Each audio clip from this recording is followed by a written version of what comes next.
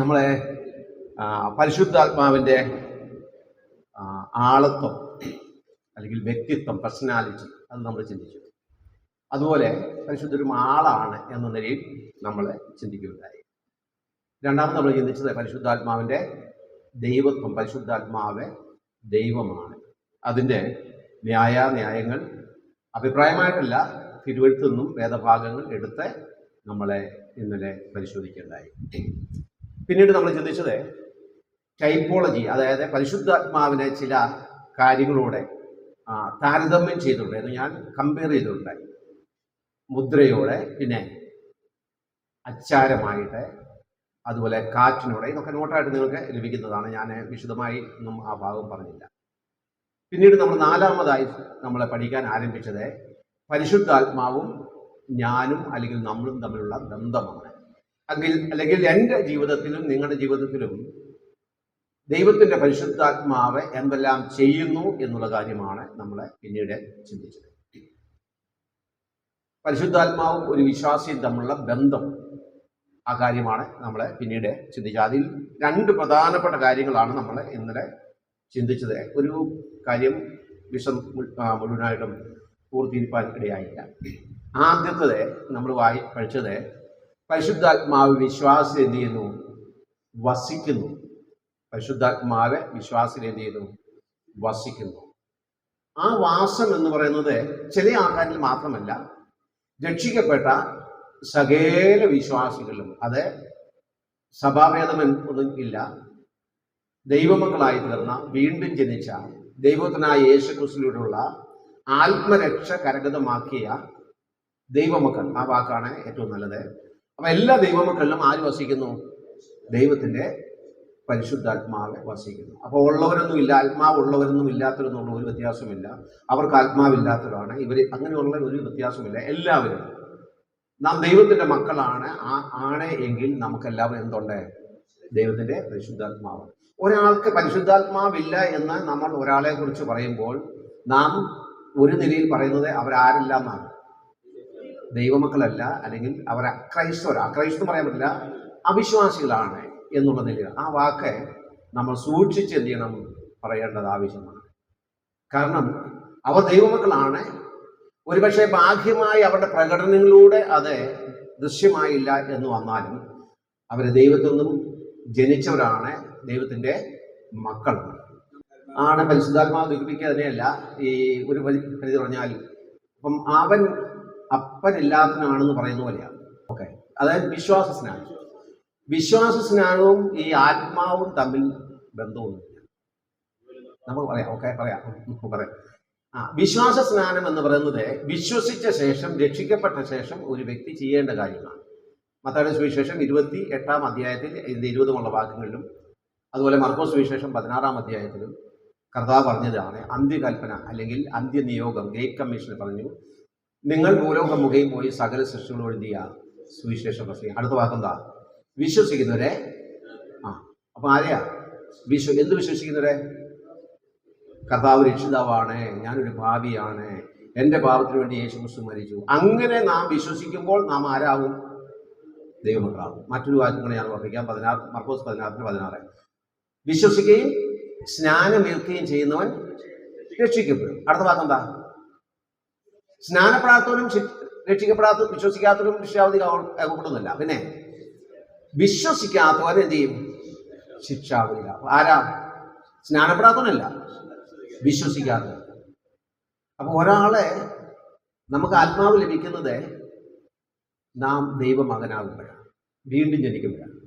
നമ്മൾ ഇന്നലെ ചെന്ന് ചിന്തിച്ചു, ഒരൊറ്റ നിമിഷം നടക്കുന്ന ആ ജനനം, വീണ്ടും ജനനം. നമ്മുടെ ജനനം അത് തന്നെയാണ്. മാനുഷിക ജനനം പോലെ തന്നെ ആത്മജനനം എന്ന് പറയുന്നത് ഒരു നിമിഷത്തിൽ സംഭവിക്കുന്നു.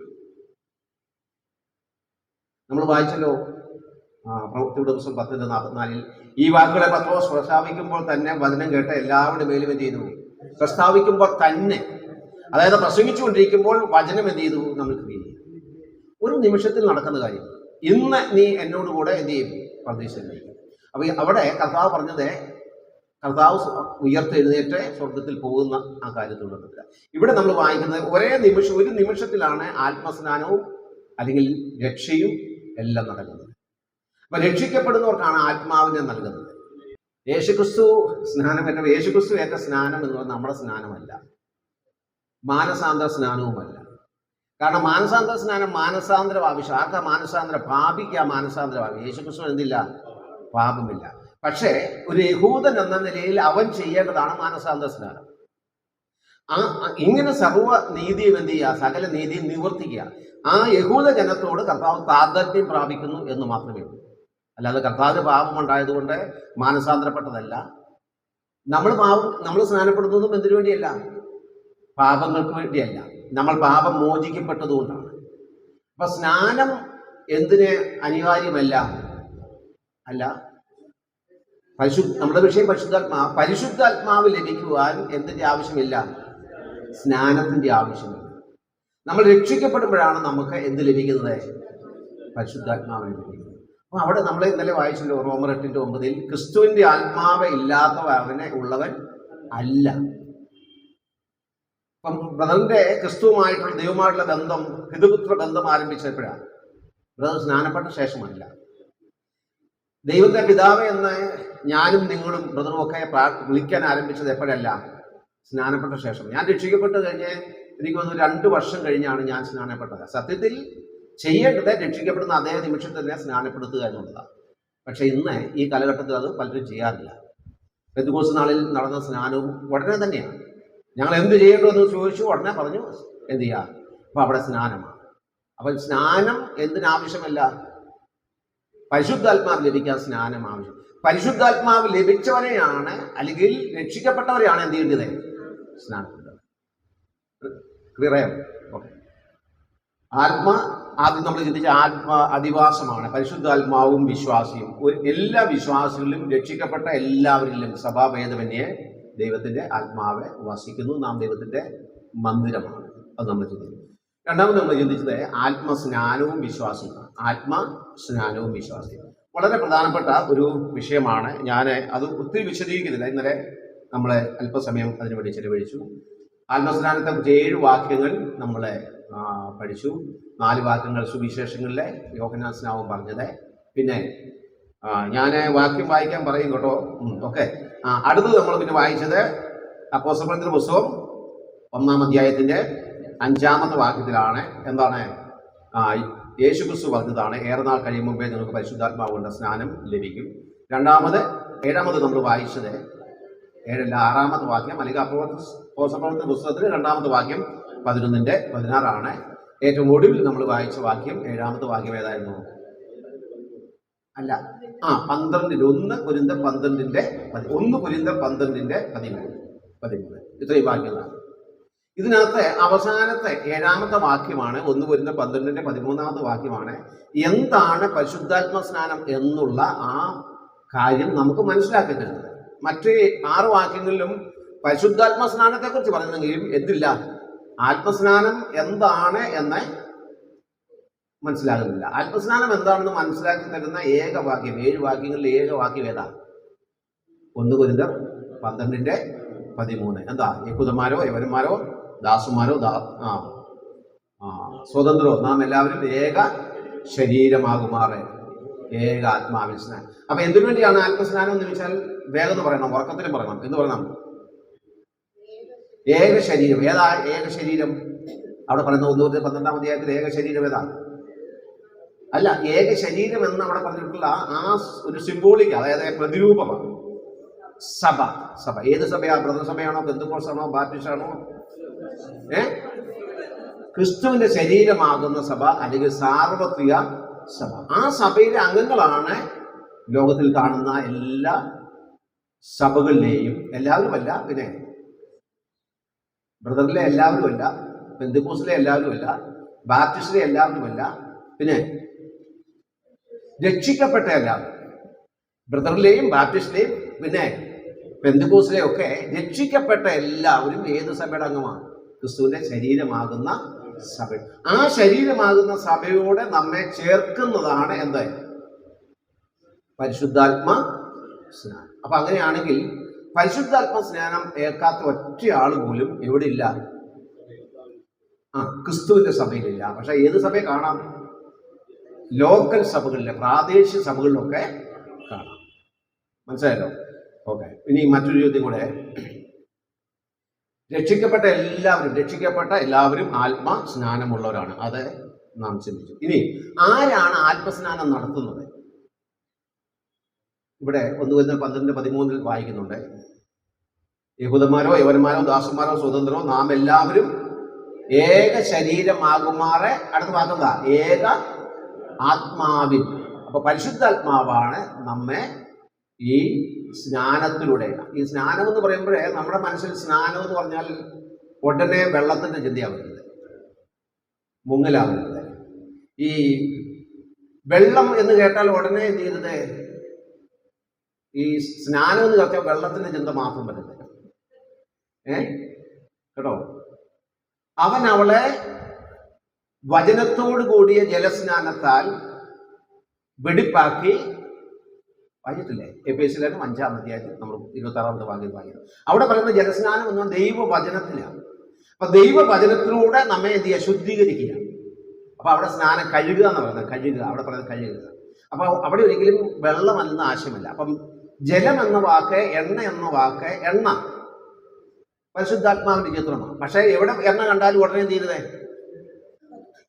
പരിശുദ്ധാത്മാവാന്ന് പറയും. ആ പശ്ചാത്തലം നമ്മൾ മനസ്സിലാക്കണം. അപ്പൊ ഇവിടെ ഈ സ്നാനം എന്ന് പറഞ്ഞാൽ ഉടനെ വെള്ളം ആണ് എന്ന് മാത്രം ചിന്തിക്കുന്നത്. അപ്പം ഇവിടെ അതാണ് ഈ ഉപദേശ വ്യത്യാസം എല്ലാം ഉണ്ടാകാൻ കാരണം. അതാണ്. അപ്പൊ പരിശുദ്ധാത്മാവാകുന്ന വെള്ളത്തിൽ നമ്മെ മുക്കുന്നതല്ല ആത്മസ്നാനം. സ്നാനം എന്ന് പറയുന്നത് യഥാർത്ഥത്തിൽ ഐഡന്റിഫൈ ചെയ്യുക, ചേരുക. അപ്പൊ മോശയോട് ചേരുവാൻ സ്നാനമേറ്റു എന്ന് നമ്മൾ വായിക്കുന്നുണ്ട്. മോശയോട് ചേരുവാൻ എന്ന് പറഞ്ഞാൽ അവിടെ ഈ നദിയിലൂടെ ചെങ്കടൽ കടക്കുമ്പോൾ യഥാർത്ഥത്തിൽ എന്ത് ചെയ്യുക? മോശയുടെ നേതൃത്വത്തിൽ അംഗീകരിച്ച ആൾക്കാരാണ് മോശയെ അനുഗമിച്ചത്. അപ്പൊ ഇവിടെ ചേരുക എന്ന ആശയമാണ് യഥാർത്ഥത്തിൽ സ്നാനം എന്നതിനുള്ളത്. അതുകൊണ്ട് ജലസ്നാനം വേണ്ട എന്നല്ല, ജലസ്നാനം ആവശ്യമാണ്. അതുമായിട്ടുള്ള ബന്ധമൊക്കെ ഞാൻ ഓർമ്മിക്കാം. ഈ എഫേസ്യർ 2-ാം അധ്യായത്തിന്റെ 20-ാമത്തെ വാക്യത്തില് നമ്മളെ അവിടെ കെട്ടിടത്തോടാണ് സഭയെ ഉപമിച്ചത്. കെട്ടിടത്തോടെ അവിടെ നമ്മൾ വായിക്കുന്ന 2:20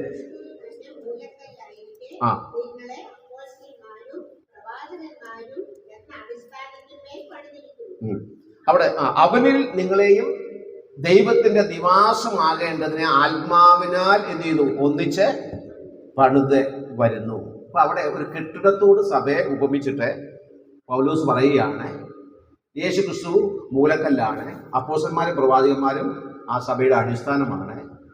പിന്നെ ആ അടിസ്ഥാനത്തിന്മേൽ നിങ്ങളെയും എന്ത് ചെയ്യുന്നു? ദൈവത്തിന്റെ നിവാസമാകേണ്ടതിന് ആത്മാവിനാൽ എന്ത് ചെയ്തു? ഒന്നിച്ച് പറഞ്ഞു. ഇത് തന്നെ, ഇത് ചേരുക. അവിടെ കല്ലുകൾ എടുത്തു വെക്കുന്നതോട് ഉപമി പറഞ്ഞു. പക്ഷേ 1-12-13 എന്ത് ചെയ്യുന്നു? സ്നാനത്തോടെ ഉള്ള ബന്ധത്തിലാണ് പറഞ്ഞിട്ടുള്ളത്. ഇനിയും ഒറ്റ ആത്മസ്നാനമേ ഉള്ളൂ. ചില ആൾക്കാരൊക്കെ ചിന്തിക്കാറുണ്ട് 2 തരം ആത്മസ്നാനമുണ്ട് എന്ന് ചിന്തിക്കാറുണ്ട്. ഞാൻ വിശദമാക്കുന്നില്ല, നിങ്ങളിൽ ചിലർക്ക് കേട്ട് കാണാം. ഒറ്റ സ്നാനമേ ഉള്ളൂ. ആത്മസ്നാനം എന്ന് പറയുന്ന ഒറ്റ സ്നാനമേ ഉള്ളൂ. അതും ഇനി മറ്റൊരു കാര്യം, ജലസ്നാനം എന്ന് പറയുന്നത് ആത്മസ്നാനമാണെന്ന് ചിന്തിക്കുന്നത്. ജലസ്നാനം സഭയോട് ചേരാനല്ല. ജലസ്നാനം അല്ലെങ്കിൽ വിശ്വാസ സ്നാനം എന്ന് പറയുന്നത് സഭയോട് ചേരാൻ വേണ്ടിയല്ല. ഒന്ന്. മറ്റൊരാശയം പറഞ്ഞാൽ ജലസ്നാനം അല്ലെങ്കിൽ വിശ്വാസ സ്നാനം എന്ന് പറഞ്ഞാൽ രക്ഷിക്കപ്പെടാൻ വേണ്ടിയല്ല, രക്ഷിക്കപ്പെട്ടതുകൊണ്ടാണ്.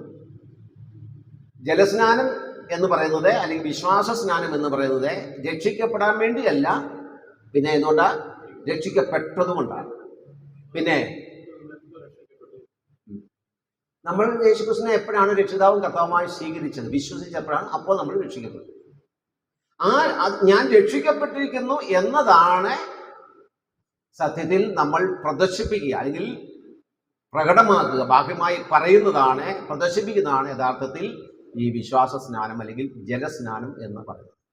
നമ്മൾ സഭയോട് ചേർന്ന് കഴിഞ്ഞ്, ഞാൻ സഭയോട് ചേർന്നു, ഇതാണ് നമ്മൾ വിശ്വാസ സ്നാനത്തിലൂടെ ചെയ്യുന്ന കാര്യം. വലിയൊരു തെറ്റ് എല്ലാ സമൂഹത്തിനും, വേർപെട്ട സഭകൾക്കെല്ലാം സംഭവിച്ചു വലിയൊരു തെറ്റുപിടിയാണ്. ഞങ്ങളുടെയൊക്കെ അവിടെ ഇപ്പം ഈ അടുത്ത മാസം സുനിലും ബെൻസി എന്ന് പറഞ്ഞ യാക്കോബ് എന്നുള്ള ഒരു കുടുംബമാണ്. അവരെ ഒരു വർഷത്തോളമായിട്ട് അവിടെ സഭയിലെ ആരാധനയ്ക്ക് വരുന്നുണ്ട്. രക്ഷിക്കപ്പെട്ടവരാണ്. അവർ സ്നാനപ്പെടാനുള്ള തീരുമാനം ഒക്കെ എന്ത് ചെയ്തു? അവർ നമ്മളോട് പറഞ്ഞു. അപ്പോൾ ഉടനെ ഞാൻ കഴിഞ്ഞ ദിവസം അവരുടെ വീട്ടിൽ ചെന്ന് ക്ലാസ് കഴിഞ്ഞപ്പോൾ ഞാനിങ്ങനെ പറഞ്ഞു, സുനിലെ എങ്ങനെയാ എന്നത്തേക്കാ സാക്ഷ്യം സഭയിൽ അത് അറിയിക്കണമല്ലോ. അപ്പോൾ പറഞ്ഞു, സാറേ അതെ പിറവത്താണ് എൻ്റെ വീട്, അവിടെ ചെന്ന് അപ്പനോടും അമ്മയോടും ഒക്കെ പറയണം, പിന്നെ ബന്ധുക്കളോടും. അപ്പം ഇവർ ചിന്തിക്കുന്നത് അപ്പം വലിയൊരു ചെലവുണ്ടെന്ന് പറഞ്ഞാൽ അവിടെ അയൽവാസികളെല്ലാം എന്ത് ചെയ്യുക, വിളിച്ച് ക്ഷണിച്ച് വരുത്തി വലിയൊരു മാമോദീസ അല്ലെങ്കിൽ ഒരു കല്ല് അല്ലേ, അപ്പോൾ ഒരു ഫംഗ്ഷൻ. അപ്പം അവരുടെ ധാരണ ഞാൻ പറഞ്ഞു വേണ്ട, എനിക്ക് ആവശ്യമൊന്നുമില്ല, പിന്നെ ഇവരെയൊക്കെ ക്ഷണിക്കുന്ന തെറ്റൊന്നുമില്ല. അപ്പം ഇത് നമ്മൾ ചിന്തിക്കുന്നതെന്ന് വെച്ചാൽ ഈ സ്നാനമാണ് ഏറ്റവും ഇത് വലുതല്ല, ചെറുതൊന്നുമല്ല ഞാൻ പറയുന്നത്. സ്നാനത്തിലൂടെ അല്ല നമ്മൾ രക്ഷിക്കപ്പെടുന്നത്. ഒരു പുതിയ സൃഷ്ടിയാകുന്നത് സ്നാനത്തിലൂടെയല്ല, സഭയോട് ചേരുന്നത് സ്നാനത്തിലൂടെയല്ല, കർത്താവിനോട് ചേരുന്നത് സ്നാനത്തിലൂടെയല്ല. അതിൻ്റെ കാരണം റോമാലേഖനം 6-ാം അധ്യായത്തിലെ ആ ഭാഗത്തെക്കുറിച്ചുള്ള നമ്മുടെ തെറ്റിദ്ധാരണ അതെ ഞാൻ ഇന്ന് ഓർപ്പിക്കുന്നതാണ്. അപ്പോൾ നമ്മൾ ഓർക്കേണ്ടത് നാം സഭയോട് ചേർന്നു.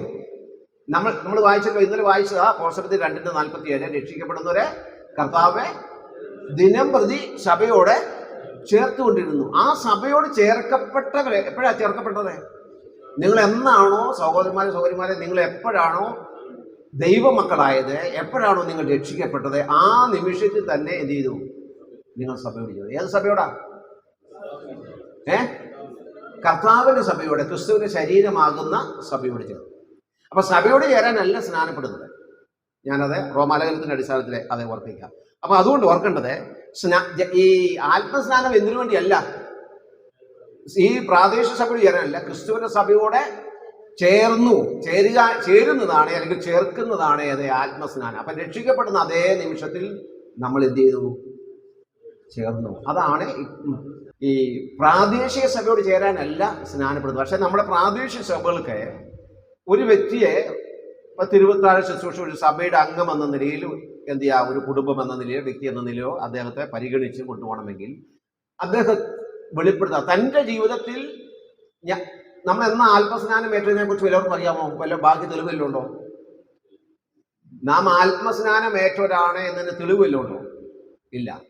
നമ്മളെ വിശ്വസിച്ചു എന്നതിന് തെളിവ് നമ്മുടെ ജീവിതത്തിലൂടെ അല്ലാതെ, മാതൃകാ ജീവിതത്തിലൂടെ അല്ലാതെ ഒന്നുമില്ല, ആരും കാണുന്നില്ല. പക്ഷെ നമ്മൾ കാണുന്ന ഏക സ്നാനം, ലോകക്കാർ കാണുന്ന ഏക സ്നാനം ഏതാ? ജലസ്നാനം. അതൊരു സിംബോളിക്കാണ്. എന്താ സിംബോളിക്കായി? ഞാൻ യേശുക്രിസ്തുവിനോട് കൂടി മരിച്ചു, ഞാൻ യേശുക്രിസ്തുവിനോട് കൂടി അടക്കപ്പെട്ടു, ഞാൻ യേശുക്രിസ്തുവിനോട് കൂടി ഉയർത്തെഴുന്നേറ്റ ഒരു വ്യക്തിയാണ് എന്നുള്ള കാര്യം പ്രദർശിപ്പിക്കുക. ആദ്യം നടക്കുന്നത് ജലസ്നാനമല്ല, ആത്മസ്നാനമാണ്. ആദ്യം നടക്കുന്നത് രക്ഷയാണ്. ആ രക്ഷയുടെ പ്രദർശനമാണ് ഏത്? ഈ ജലസ്നാനം.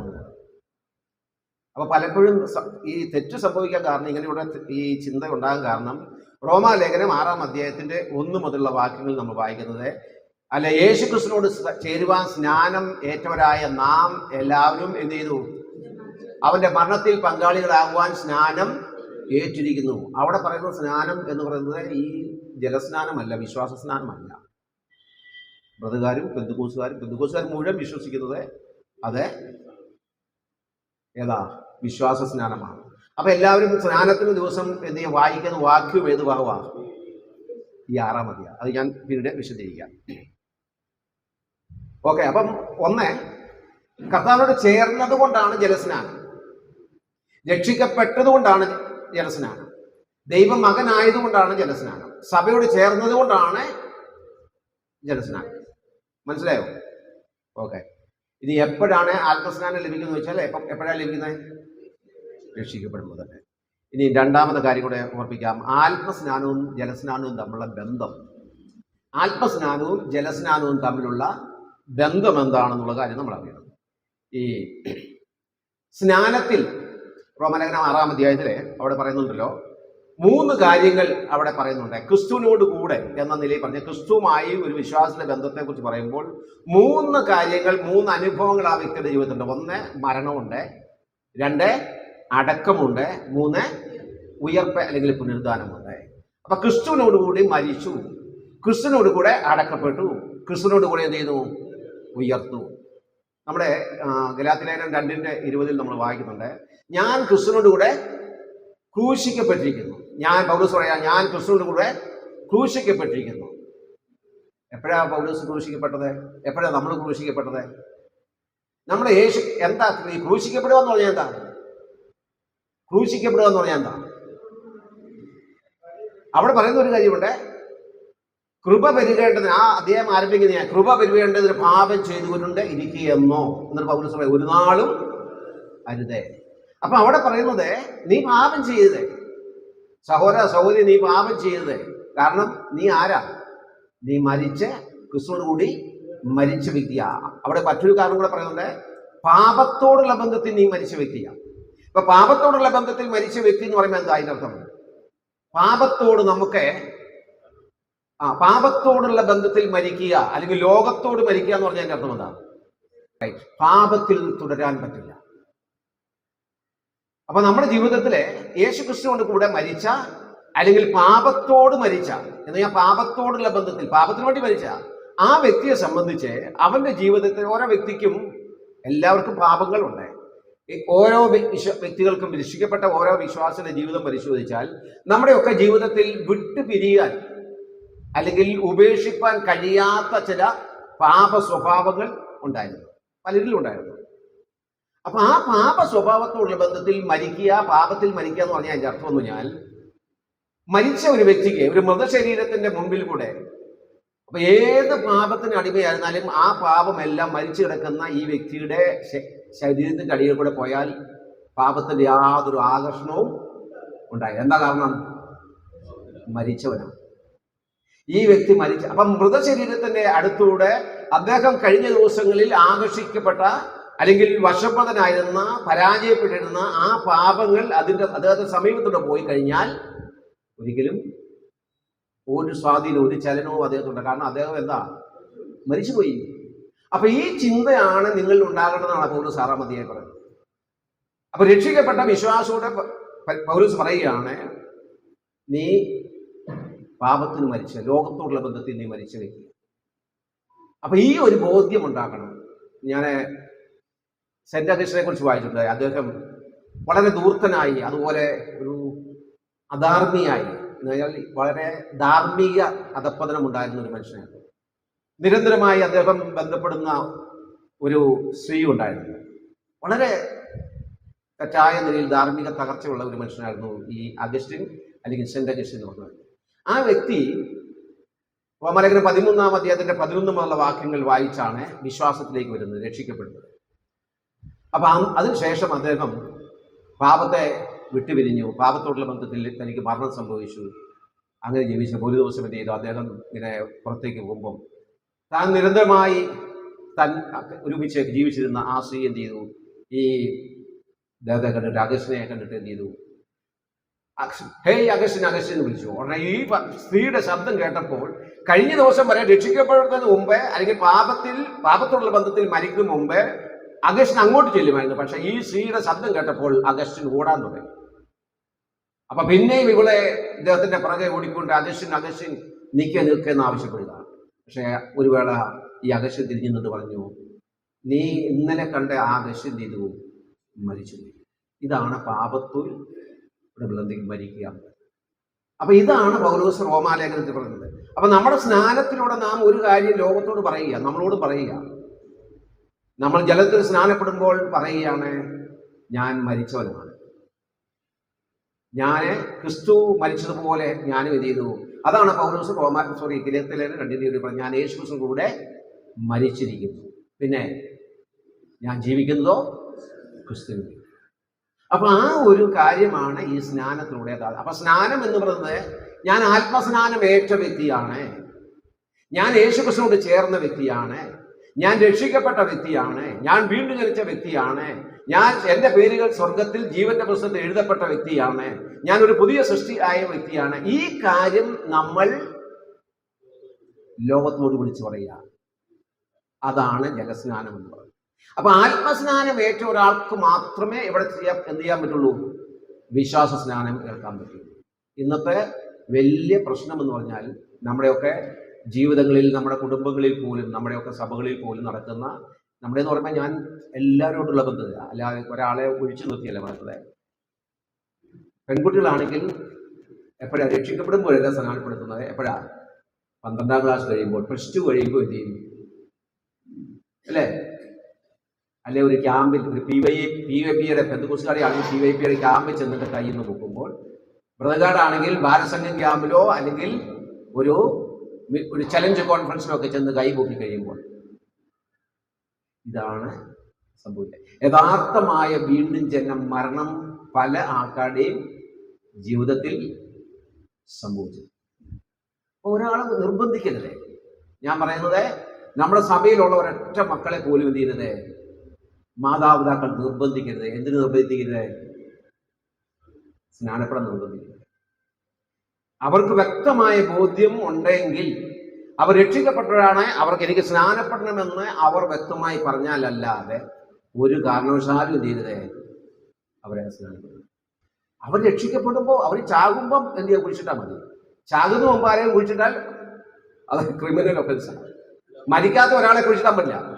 വീണ്ടും ജന്മം ഉണ്ടാകാതെ തിരുവത്താഴത്തിൽ നിന്ന് പങ്കെടുക്കുന്ന ആളാണ് 11-ാം അധ്യായത്തിലെ 2-11 അധ്യായത്തിൽ പൗലോസ് പറയും, ഇത് നിമിത്തം നിങ്ങൾ ചിലർ എന്ത് ചെയ്യും, ബലഹീനരാകുന്നു, രോഗികളാകുന്നു, നിദ്ര കൊള്ളുന്നു. അപ്പൊ എന്തിനാ ഈ പാപം ചെയ്യുന്നത്? അപ്പൊ പാപത്തിന്റെ കാഠിന്യം കൂടുക. ഓക്കെ, അപ്പൊ ക്രിസ്തുവിന്റെ മരണം, അടക്കം, പുനരുദ്ധാനം എന്നിവയോടുള്ള ഏകീഭാവമാണ് ജലസ്നാനം. അതാണ് ആദ്യം അത് എന്നിൽ നടന്നു. നമുക്ക് ഒരു കാര്യം കൂടെ ഈ ബന്ധത്തിൽ നമുക്കിനിയും റോമാലേഖനത്തിലേക്ക് പോകാം. റോമാലേഖനം 6-ാം അധ്യായം എടുത്തേ. റോമാലേഖനം 6-ാം അധ്യായം അതിന്റെ ആദ്യത്തെ ചില വാക്യങ്ങളൊന്ന് വായിച്ചേ. റോമാലേഖനം 6-ാം അധ്യായം.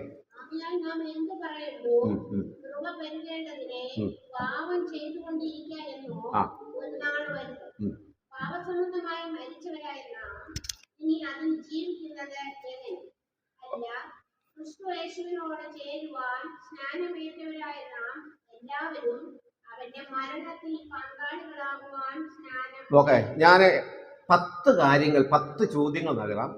ആ 10 ചോദ്യങ്ങളുടെ ഉത്തരത്തിലൂടെ ഇവിടെ എന്താ ആത്മസ്നാനം, ഇത് റോമാലേഖനം 6-ാം അധ്യായത്തിൽ പറയുന്നത് ജലസ്നാനമല്ല, ആത്മസ്നാനം ആണ് എന്ന് പറയാം. ഒന്നാമത്തെ ചോദ്യം 6-ന്റെ 2-ാമത്തെ വാക്യത്തിൽ ചോദിക്കുന്ന ചോദ്യമാണ്, പാപസംബന്ധമായി മരിച്ചവരായ നാം. എപ്പോഴാണ് നമ്മൾ പാപസംബന്ധമായി മരിച്ചത്? നമ്മൾ വിശ്വാസ സ്നാനം, ജലത്തിൽ സ്നാനപ്പെട്ടപ്പോഴാണോ രക്ഷിക്കപ്പെട്ടത്? അപ്പൊ അന്നാണ് നമ്മൾ പാപസംബന്ധമായിട്ട് എന്ത് ചെയ്തേ, മരിച്ചത്. വിശ്വാസി പാപസംബന്ധമായി മരിക്കുന്നത് അപ്പോഴാണ്. കാരണം നമ്മൾ അതിനു മുമ്പ് മരിച്ചതാ. കാരണം അതിക്രമങ്ങളിലും പാപങ്ങളിലും, എഫേസ്യർ 2-ാം അധ്യായത്തിൽ അതിക്രമങ്ങളിലും പാപങ്ങളിലും മരിച്ചവരായെന്നാണ്. പക്ഷെ ആ സമയത്തെ നമുക്ക് ഒരു പുതുജീവൻ ലഭിക്കുക, ഒരു പുതിയ മനുഷ്യനായി നമ്മൾ മാറുക. അപ്പൊ അന്ന് ആ പുതിയ ജീവൻ നമുക്ക് ലഭിക്കുമ്പോൾ നമ്മൾ ഒരു പുതിയ അനുഭവത്തിലേക്ക് വരിക. ലോകത്തോടുള്ള ബന്ധത്തിൽ, പാപത്തോടുള്ള ബന്ധത്തിൽ ഞാൻ മരിച്ചവനാണ്. കാരണം ഈ നമ്മൾ പാടുന്നൊരു പാടല്ലോ, പാപത്തെ സ്നേഹിപ്പാൻ ഞാനിനി പോകുമോ, ദൈവത്തിൻ പൈതലായി ജീവിക്കും ഞാനിനി. അതുപോലെ 2 കൊരിന്ത്യർ 5-ന്റെ 17-ാമത്തെ വാക്യത്തിൽ ഒരുവൻ ക്രിസ്തുവിലായാൽ അവരെ പുതിയ സൃഷ്ടിയാകുന്നു. അപ്പൊ ഇതാണ് പാപസംബന്ധമായി മരിക്കുക. പാപസംബന്ധമായി മരിക്കുന്ന ഒരിക്കലും എപ്പോഴല്ല, സ്നാനപ്പെടുമ്പോഴല്ല. അപ്പൊ മരിച്ചത് കൊണ്ടാണ് നമ്മൾ സ്നാനപ്പെടുന്നത്. ഈ സ്നാനത്തിന്റെ ഒരാശയം എന്താ? ഈ ജലസ്നാനത്തിലുള്ള ഒരാശയം എന്താ? കുഴിച്ചിട്ടില്ല. അപ്പൊ ആരെയെ കുഴിച്ചിട്ടാവൂ? മരിച്ചയാളെ മാത്രം പോകും. അപ്പൊ എപ്പോഴാണ് മരിച്ചത്? രക്ഷിക്കപ്പെട്ടപ്പോഴാണ് മരിച്ചത്. ഓക്കെ, 1. 2, അവന്റെ മരണത്തിൽ പങ്കാളികളാകുവാൻ സ്നാനം ഏറ്റിരിക്കുന്നു. 6-ന്റെ 3-ാമത്തെ വാക്യത്തിൽ പറയുന്നുണ്ട്.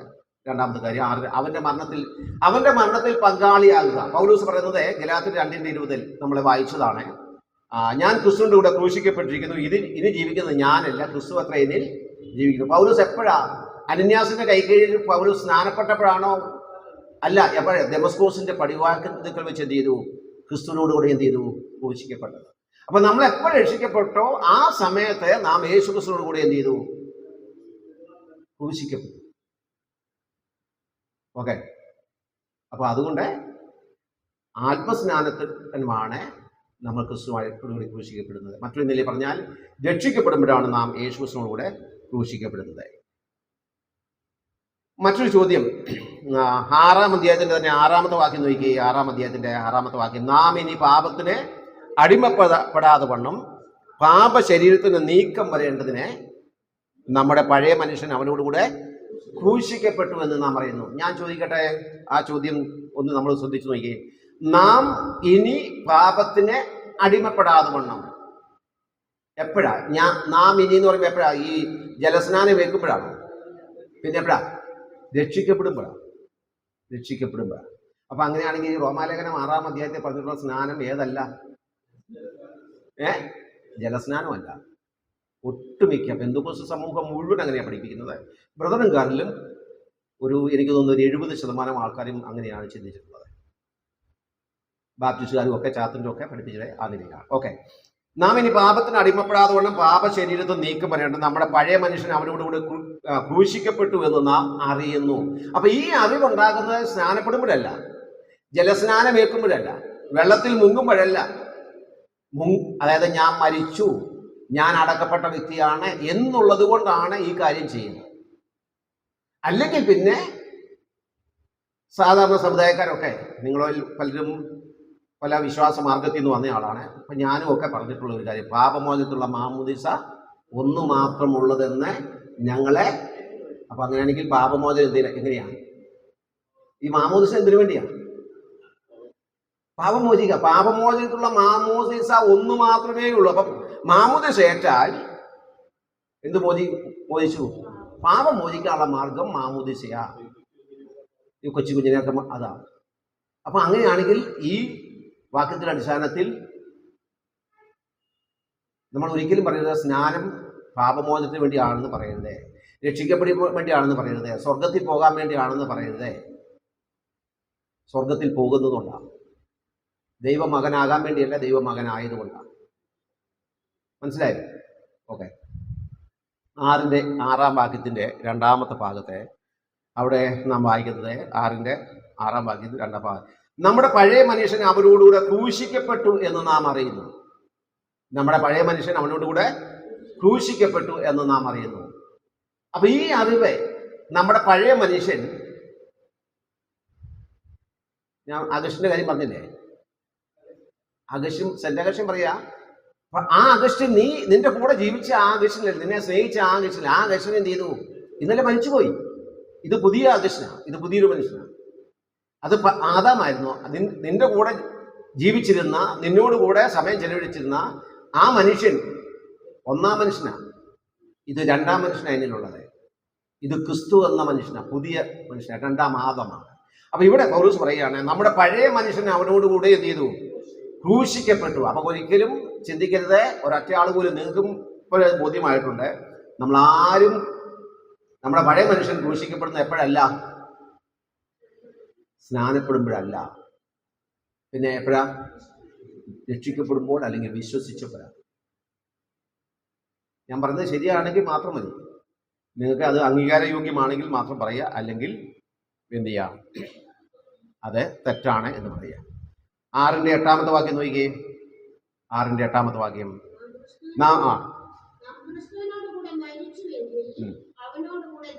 ഓക്കെ, നാം ക്രിസ്തുവിനോട് മരിച്ചുവെങ്കിൽ, എപ്പോഴാണ് മരിച്ചത്? സ്നാനപ്പെടുമ്പോഴാണോ? അല്ല, പിന്നെ രക്ഷിക്കപ്പെട്ടപ്പോഴാണ്. അപ്പോഴേ ഈ സ്നാനപ്പെട്ട ശേഷമാണോ, അല്ലെങ്കിൽ സ്നാനപ്പെടുന്ന സമയത്താണോ ക്രിസ്തുവിനോട് കൂടി ജീവിക്കാൻ തുടങ്ങുന്നത്? രക്ഷിക്കപ്പെടുമ്പോഴാണ്. ഓക്കെ, നീ 6-ാമത്തെ വാക്യം നോക്കിയേ. 6-ാമത്തെ വാക്യം. ഒരിക്കൽ ഇനി മരിക്കയില്ല. മരണത്തിന് ഇനിയും അവന്റെ മേൽ കർത്തൃത്വമില്ല. അപ്പൊ ഇതുപോലെ തന്നെ നമ്മുടെ മേൽ മരണത്തിന് ഇനി കർത്തൃത്വമില്ല. എപ്പോഴാ? സ്നാനപ്പെട്ട് കഴിഞ്ഞല്ല, രക്ഷിക്കപ്പെടുക. അപ്പൊ ഈ ഭാഗം നിങ്ങൾ വിശദമായിട്ട് വായിച്ചു കഴിഞ്ഞാൽ, ഇവിടെ റോമാലേഖനം 6-ാം അധ്യായത്തിൽ പറഞ്ഞിട്ടുള്ള കാര്യം എന്താണ്? ഏത് സ്നാനമാ? ആത്മസ്നാനമാണ്. ഇനിയും ഈ ഭാഗവും ഈ ഭാഗവും ജലസ്നാനവുമായിട്ട് എന്തെങ്കിലും ബന്ധമുണ്ടോ എന്നോട് ചോദിക്കണം. ഉണ്ട്, ബന്ധമുണ്ട്. റോമലേഖനം 6-ാം അധ്യായത്തിൽ പറയുന്ന ഈ സ്നാനം പ്രഥമമായി പറഞ്ഞാൽ അത് ആത്മസ്നാനമാണ്. എന്നാൽ ജലസ്നാനത്തിലും ഇത് തന്നെയാണ് സംഭവിക്കുന്നത്. ജലസ്നാനത്തോടുള്ള ബന്ധത്തിൽ ആത്മസ്നാനം എന്ന് പറയുന്നത്, ഞാൻ യേശുക്രിസ്തുവോടുകൂടി മരിച്ചു, ഞാൻ യേശുക്രിസ്തുവോടുകൂടി അടക്കപ്പെട്ടു, ഞാൻ യേശുക്രിസ്തുവോട് കൂടി എന്ത് ചെയ്തു? ഉയർത്തെഴുന്നേൽക്കുക എന്ന് പറഞ്ഞാൽ ഒരു പുതിയ മനുഷ്യനെ ഉയർത്തെഴുന്നേൽക്കുന്നത്. ഉയർത്തെഴുന്നേൽക്കുക എന്ന് പറഞ്ഞാൽ പുതിയ ഒരു മനുഷ്യനാണ്. അല്ല, ഈ നമ്മിലുണ്ടാകുന്ന വീണ്ടും ജന്മം, അതിൽ മരണവും അടക്കവും ഉയർപ്പുമുണ്ട്. അപ്പൊ ഞാൻ യേശുക്രിസ്തുവോട് കൂടെ ക്രൂശിക്കപ്പെട്ടു, ഇത് ഞാൻ മരിച്ചു. പൗലോസ് പറഞ്ഞല്ലോ ഗലാത്യർ 2:20, ഞാൻ യേശുക്രിസ്തുവോട് ക്രൂശിക്കപ്പെട്ടു, ഞാൻ മരിച്ചു. ആ മരണം എന്ന് പറയുന്നത് എന്താണ്? രക്ഷിക്കപ്പെടുകയാണ്. രക്ഷിക്കപ്പെടുന്നതാണ് എന്ത് ചെയ്യാ? അപ്പൊ ഈ പാപത്തിന്റെ എല്ലാ സ്വാധീനങ്ങളിലും ആ വലയത്തിൽ നിന്നെല്ലാം എന്ത് ചെയ്യുക? ഒരു വിടുതൽ നമുക്കുണ്ടാകുക, ഒരു പുതിയ സൃഷ്ടിയായി നമ്മൾ മാറുക. ഇതിനെ മരണം എന്ന് പറഞ്ഞിട്ടുണ്ട്, ജനനം, വീണ്ടും ജനനം. കാരണം രക്ഷയ്ക്ക് പറഞ്ഞിട്ടുണ്ട് വീണ്ടും ജനിക്കുക എന്ന് പറഞ്ഞിട്ടുണ്ട്. മറ്റൊരു പ്രയോഗമാണ് നമ്മളെ 2 കൊരിന്ത്യർ 11-ാം അധ്യായത്തിന്റെ 2-ാമത്തെ വാക്യത്തിൽ വായിക്കുന്നുണ്ട്. യേശുക്രിസ്തു എന്ന ഏക പുരുഷനെ നിങ്ങളെ നിർമ്മല കന്യകയായി എന്ത് ചെയ്തു? വിവാഹ നിശ്ചയം, വിവാഹ എൻഗേജ്മെന്റ്, ഒരു കവനന്റിലേക്ക് വരിക. യേശു എൻ്റെ കർത്താവാണ്, ഞാൻ യേശുവിന് വേണ്ടി ഇന്ന് മുതൽ ജീവിക്കും. അപ്പൊ അങ്ങനെ പല വാക്കുകളെ ഈ രക്ഷയ്ക്ക് വേണ്ടി ഉപയോഗിച്ചിട്ടുണ്ട്. രക്ഷിക്കപ്പെടുക, അതുപോലെ വീണ്ടും ജനിക്കുക, പിന്നെ ക്രിസ്തുവുമായിട്ട് എന്ത് ചെയ്യുക? വിവാഹ നിശ്ചയം, ഒരു ഉടമ്പടിയിലേക്ക് വരിക, അതുപോലെ ഒരു പുതിയ സൃഷ്ടിയാകുക. അപ്പൊ അതിലൊരു പ്രയോഗമാണ് മരണം എന്ന് പറയുന്നത്. അപ്പൊ ആ മരണം സംഭവിച്ചു, പിന്നെ അടക്കപ്പെട്ടു, എഴുന്നേറ്റു. യേശുക്രിസ്തു എന്ത് ചെയ്തു? മരിച്ചു. അത് മാത്രമല്ലായിരുന്നു, പിന്നെ എന്ത് ചെയ്തു? അടക്കി, പിന്നെ എന്ത് ചെയ്തു? ഉയർത്തെഴുന്നേറ്റു. അപ്പൊ ഇതുപോലെയുള്ള ഒരു ഉയർത്തെഴുന്നേൽപ്പ് നമ്മുടെയും ജീവിതത്തിൽ ഉണ്ടാകും. അതാണ് വീണ്ടും ജനനം, രക്ഷിക്കപ്പെടുക. കേവലം ഒന്ന് കൈപൊക്കുന്നൊന്നുമില്ല. ഒരു കൺവെൻഷന് പോയി ഒരു മെസ്സേജ് കേൾക്കുമ്പം ഒരു വികാരത്തള്ളലിൽ കൈപൊക്കുന്നത് രക്ഷയില്ല. അപ്പൊ അത് രക്ഷിക്കപ്പെട്ടെങ്കിൽ അദ്ദേഹത്തിന്റെ ജീവിതത്തിൽ അല്ലെങ്കിൽ ആ സഹോദരന്റെ ജീവിതത്തിൽ മാറ്റങ്ങളുണ്ടാകും. നമ്മൾ വായിക്കുന്നുണ്ടല്ലോ ഈ 3-ാം അധ്യായം, പ്രവർത്തന ദിവസം 3-ാം അധ്യായത്തിലേക്ക് അവിടെ സുന്ദരം എന്ന ദേവാലയത്തിൽ ഭിക്ഷ യാചിച്ചുകൊണ്ടിരുന്ന പിറവിലെ മുടന്തനായിരുന്ന ഒരു വ്യക്തിയെക്കുറിച്ച് വായിക്കുന്നുണ്ട്. സൗഖ്യം ലഭിച്ച ആ സൗഖ്യം ലഭിച്ച വ്യക്തി പത്രോസിനോട് യോഹന്നാനോട് ചേർന്ന് നിന്നപ്പോൾ ജനം എന്താ പറഞ്ഞത്? എന്നും ഇവൻ ഭിക്ഷ യാചിക്കാൻ വന്നിരുന്ന ഇവനെ കണ്ടിരുന്ന നാട്ടുകാരെന്താ പറഞ്ഞത്? ഇവനല്ലേ? അല്ല, ഭിക്ഷ യാചിച്ചുകൊണ്ടിരുന്ന അവനല്ലേ? പക്ഷെ എന്നിട്ട് എന്താ പറഞ്ഞേ? അവനിപ്പോ എവിടെയാ? ഇവിടെ അപ്പോസ്തലന്മാരുടെ കൂടെ നിൽക്കുക. അവൻ നടന്നും തുള്ളിയും ദൈവത്തെ എന്ത് ചെയ്യാ? അപ്പൊ എന്താ അവനിലുണ്ടായ മാറ്റം? എന്താ? സൗഖ്യമുണ്ട്. അവന്റെ മുടന്ത് എന്ത് ചെയ്തു? മാറി. അപ്പൊ ഇന്നലെ ജനം കണ്ട ആ യുവാവല്ല ഇപ്പോൾ അപ്പോസ്തലന്മാരുടെ കൂടെ നിൽക്കുന്നത്. ഇതാണ് മാനസാന്തരം. ഈ മാനസാന്തരം, ഈ മാറ്റം എന്ത് ചെയ്യണം? നമ്മളുണ്ടാകും. ഇന്ന് ഈ മാറ്റം ലോകത്തിൽ കാണാൻ കഴിയുന്നില്ല എന്നുള്ളതാണ് ഇതിലെല്ലാം. നമ്മളെല്ലാം ഇവിടെ ആലപ്പുഴ ചെന്ന് കഴിഞ്ഞാൽ, കൊല്ലത്തുണ്ടെന്ന് തോന്നുന്നു, ആലപ്പുഴയൊക്കെ ലൈറ്റ് ഹൗസ് ഉണ്ട്. പണ്ടത്തെ ഓർമ്മയുണ്ടോ ലൈറ്റ് ഹൗസ്? പക്ഷെ ഇപ്പൊ വെളിച്ചമുണ്ടോ? വെളിച്ചമുണ്ടോ? ഇപ്പൊ ഇല്ല. ഈ പല ലൈറ്റ് ഹൗസിനെ സംബന്ധിച്ച് ലൈറ്റ് ഹൗസ് കാണും, പക്ഷെ എന്ത് കാണില്ല? വെട്ടം കാണില്ല. എന്താ കാരണം? വെട്ടമില്ല. കാരണം ഇന്ന് മറ്റു സംവിധാനങ്ങൾ എന്ത് ചെയ്യണം? ഇന്ന് ഗൂഗിൾ മാപ്പുകളും മറ്റ് പല സംവിധാനങ്ങളും ടെക്നോളജി ഉണ്ട്. അതുകൊണ്ട് ഒരു കപ്പിത്താനും എന്ത് ചെയ്യേണ്ട ആവശ്യമില്ല. ലൈറ്റ് ഹൗസിന്റെ ആവശ്യം തീരമാണോ എവിടെയാണെന്ന് അറിയാൻ വേണ്ടി അവരൊരിക്കലും ഇതിനെ നോക്കേണ്ട ആവശ്യമില്ല. ഇപ്പോഴുണ്ടല്ലേ, ലൈറ്റ് ഉണ്ടല്ലേ? ഓക്കെ. അപ്പൊ നമ്മൾ മനസ്സിലാക്കേണ്ടത്, നമ്മളെ കാണുമ്പോൾ എന്ത് ചെയ്യണം? നമ്മുടെ ജീവിതത്തിലൂടെ എന്ത് ചെയ്യണം? മാറ്റം ഉണ്ടാകും. ഈ മാറ്റം ഉണ്ടാകുന്നില്ലെങ്കിൽ പൗലോസ് പറഞ്ഞു, ഞാൻ മുഴങ്ങുന്ന ചെമ്പും ചിലമ്പുന്ന കൈത്താളുക. ഓക്കെ. ഇനി നമുക്ക് മരണം, അടക്കം, പിന്നെ ഉയർത്തെഴുന്നേൽപ്പ്. ഇനി ഇത് നമ്മിൽ സംഭവിച്ച കാര്യമാണ്. ചിലപ്പോൾ ഭാര്യ പോലും ഭാര്യയ്ക്ക് കാണാൻ പറ്റില്ല, മക്കൾക്ക് കാണാൻ പറ്റില്ല, പക്ഷെ അതിന് പ്രതിഫലനം കാണാൻ പറ്റും.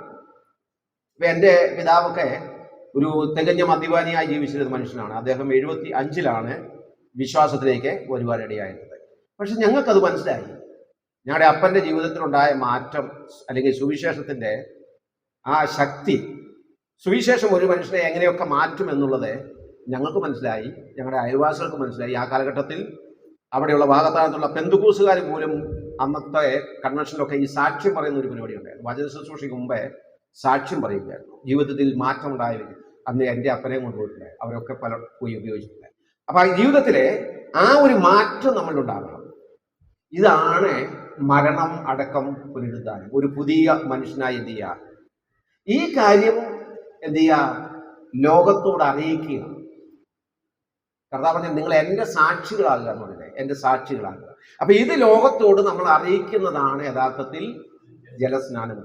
ഇത് ആവശ്യമില്ല. അപ്പൊ ഉടനെ ആൾക്കാർ ചിലർ ചോദിക്കും, സ്നാനപ്പെട്ടില്ല കുഴപ്പമുണ്ടോ? കുഴപ്പമുണ്ടായി. ഞാൻ ചോദിക്കട്ടെ, അപ്പനെ സ്നേഹിക്കാതിരിക്കുക, അമ്മയെ സ്നേഹിക്കാതിരിക്കുക, അവരെ ആദരിക്കാതിരിക്കുക. ഇസ്രായേലിനോട് ദൈവം ചോദിച്ചൊരു ചോദ്യം നമ്മൾ വായിക്കുന്നുണ്ടല്ലോ, ഞാൻ അപ്പനെങ്കിൽ എന്നോടുള്ള ബഹുമാനം എവിടെ? ഞാൻ യജമാനെങ്കിൽ എന്നോടുള്ള ഭക്തി.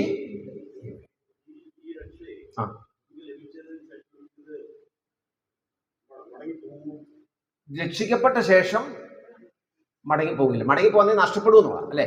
നഷ്ടപ്പെടുക. നമ്മുടെ വിഷയമായിട്ടുള്ള ബന്ധമുള്ള ചോദ്യമല്ല, എങ്കിലും ഞാൻ പറയാം. രക്ഷിക്കപ്പെട്ട ശേഷം രക്ഷ നഷ്ടപ്പെടില്ല. രക്ഷ നഷ്ടപ്പെടില്ല. ദൈവം നൽകിയ രക്ഷ നഷ്ടപ്പെടില്ല. പക്ഷേ പ്രതിഫലം നഷ്ടപ്പെടും. പിന്നെ ബാലശിക്ഷ ഉണ്ടാകും. അതാണ് നമ്മൾ നേരത്തെ വായിച്ചല്ലോ 2 കൊരിന്ത്യർ 11-ാം അധ്യായത്തിൽ കർത്തൃമേശയോടുള്ള ബന്ധത്തിൽ തിരുവഴുത്താൽ പറയുമല്ലോ, അയോഗ്യമായ ആരെങ്കിലും എന്ത് ചെയ്യും? രോഗിയാകും, ബലഹീനരാകും, ചിലപ്പോൾ എന്ത് ചെയ്യും? ബാലശിക്ഷ ഉണ്ടാകും. എബ്രായലേഖനം 12-ാം അധ്യായത്തിലും അത് വായിക്കുന്നുണ്ട്. അപ്പൊ അവിടെ 81-ാം സങ്കീർത്തനം നമ്മൾ വായിക്കുമ്പോൾ അവിടെ ദാവീദ് പറഞ്ഞു, നിന്റെ രക്ഷയുടെ സന്തോഷം എന്ത് ചെയ്യണം? എനിക്ക് തിരികെ തരണം. അപ്പൊ അവിടെ രക്ഷ നഷ്ടപ്പെട്ടു പോകുന്നില്ല. രക്ഷ ഒരിക്കലും നഷ്ടപ്പെടില്ല. അത് തന്നെയില്ല, ഈ രക്ഷയുടെ അടിസ്ഥാനം നമ്മുടെ പ്രവൃത്തിയല്ല. എഫേസ്യർ 2:8 ആവിക്കുന്നുണ്ട്, കൃപയാലല്ലോ വിശ്വാസം മുഖാന്തരം നിങ്ങളെ രക്ഷിക്കപ്പെട്ടിരിക്കുന്നത്, ആരും പ്രശംസിക്കാതിരിക്കാൻ പ്രവൃത്തികളും എന്തല്ല കാരണമല്ല. അപ്പൊ നമ്മുടെ കരുതലുകൊണ്ട് അല്ല, നമ്മളെ മിടുക്കൊണ്ടല്ല. ഞാൻ ചോദിക്കട്ടെ, എത്ര സുരക്ഷിതമായ രീതിയിൽ മനുഷ്യൻ ജീവിക്കുന്നു? അവന്റെ കഴിവുണ്ടല്ല.